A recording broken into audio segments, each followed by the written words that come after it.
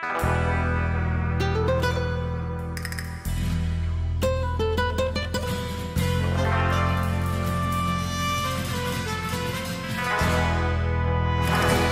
there, we're on the Fourth Line Hockey Show. I'm your host, Willy Plouffe, with my winger here, Mitchell Clinton. Mitch, how are you today, brother? I'm good. I saw this jacket right when I walked into Royal Sports Shop here, and I was just like, I have got to wear this. I've already worn Toronto stuff throughout this entire thing, but I had to wear this jacket. It's warm. I mean, the weather outside, it's starting to already get into the 20s, but you know what? I had to wear this jacket. I'm going to pay for it later, but I'm loving it right now. Like, no kidding. I'm not going to give you any gears on that, buddy. I'll tell you, after watching the Grapes movie, you wearing that brings back some memories there for some of the old timers.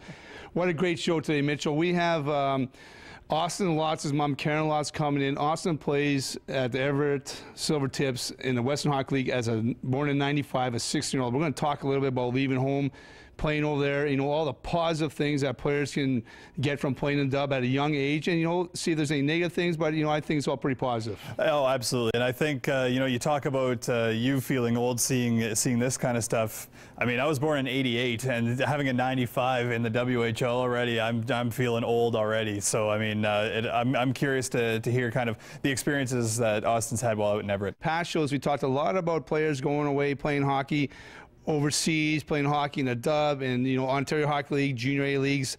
We're going to bring in Karen Lotz right now, talk a little bit about her son who's playing in the dub. And you know what the thing is, too? He's also a tender. So there's a little bit more pressure. So come on in, Karen. Hey, good morning. Good morning. Welcome to the Fourth Line Hockey Show, Karen. So. Hi there. So Toronto Maple Leafs, Philadelphia Flyers, we're here at Royal Sports, and I'm looking around, I'm thinking, why aren't you wearing Jets jerseys? Well, you know, we love the Jets. Of course we love the Jets, but traditionally with us guys at the Fourth Line Hockey Show, we flip from shirt to shirt, jersey to jersey, find out different gear we want to wear. So that's been kind of our MO, eh, Mitchell? I would say, yeah, we've kind of gone back and forth. We try to switch things up, but, I mean, you heard me say off the top, I've worn so much Toronto stuff that I got to, maybe I'll grab a Mulligan for next week. I don't know. We'll see. Well, we'll see if that happens. Well, Karen, thank you for coming to the show. We want to talk to you a little bit about, you know, your son Austin, who I know pretty decent for a long time. Him playing over at the Western Hockey League for Everett Silvertips. Can you give a little bit of history of Austin a little bit for the crowd out there? Sure. Austin's a type of guy who's always been very, very passionate about the game of hockey. Eats, sleeps, drinks hockey. You remember that from the old days, yes. I'm sure. So he's very, very fortunate, very excited to be involved with the WHL this year. I can tell you that when we headed out to training camp last year, we certainly didn't expect that he would be staying there for the whole year. So that was something new and very, very exciting. We thought, you know, we were hoping he'd stay for preseason tournament. But look what happened. Very, very exciting, and certainly a new lifestyle both for him and for us. Well, I sure seen Ozzy, we call him Ozzy, of course, growing up a little bit. He sure spurred up into, you know, to a really mature and strong player as a tender, like really awesome. Yeah, you know what, you have to. And when you want to compete at that level, you really have to get your mindset in the right place. You've got to talk and involve yourself with people that can really help you be able to compete at that level. So it's been quite an experience, and as I said, a real lifestyle change for him. He's been gone for a whole year. What's it been like at home without your son born in 1995? Yeah, it's certainly been a learning year for both of us. We're the type of family, we're very close to him, and at every single game, every single practice, spending hours and hours at the rinks. So now our life as parents has really changed. That social life has evolved, and now it's, well, maybe go out for dinner on a Friday, Saturday night, but then rush back because 9 o'clock's game time, and we're watching it on the internet. Ah, yes. On the internet. How sweet is that, watching on the internet and seeing it, you know, I know you've been at a lot of games and following your son around, which a lot of players and parents have been doing together. How about Ozzy now on the road and that? How's he adapting to the bus trips and school-wise? Yeah, you know what, that's part of the big lifestyle change, is you really have to be disciplined as a player. You have to finish your school. That's really, really important to the WHL.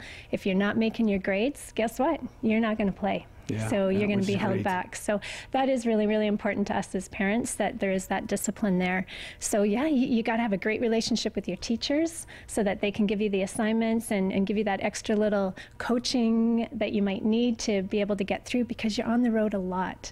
Some of these bus trips are anywhere from 3 to 8 hours a bus trip, there and back, and then after the game you're going back home, so you're traveling throughout the night, and it's kind of hard to do homework when you really want to be sleeping. So you got to find the time and you got to keep up with it.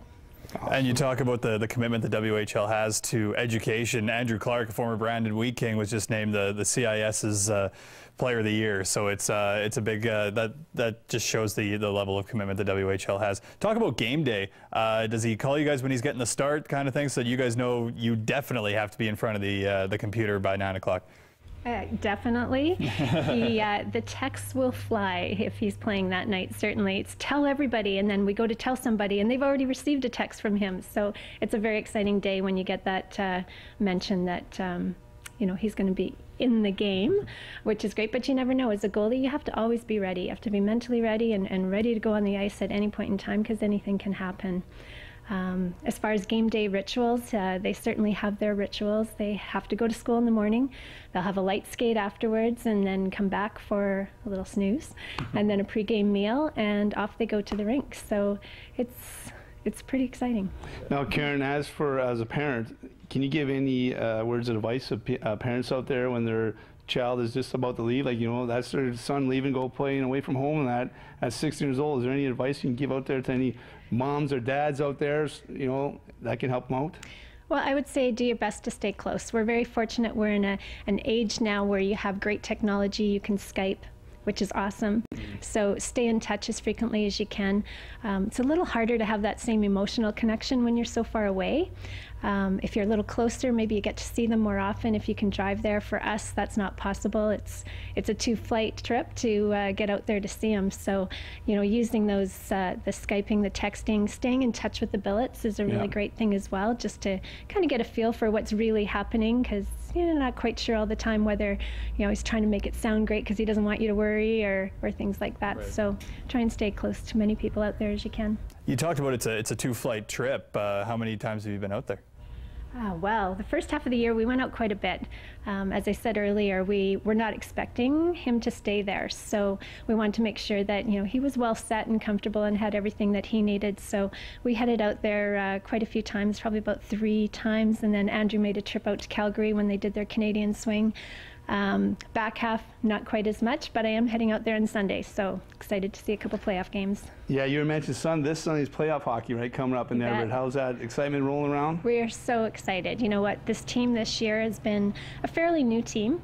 Lots of newness at all the age levels, so we're kind of the underdogs coming in. So to make the playoff run this year, the team is very, very excited. We're pumped and excited to be able to share that with them. Well, that is great, Karen. We want to thank you, Fourth Line Hockey Show, coming out, sharing your experiences, and some guidelines for some parents going out to watch their kids play who go across, playing the dub all over, leaving home. Absolutely, and obviously it's a big adjustment not only for the 16 or 15-year-old that's leaving, but it's also an adjustment for the family back at home, of course. And Karen hit on a lot of good points throughout this episode, just about how to stay close and how important that relationship really is. Because as much as they're going off to play hockey, they still need the support almost more than anything, I think.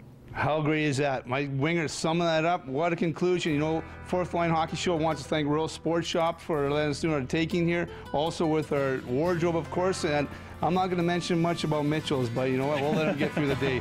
See you next time.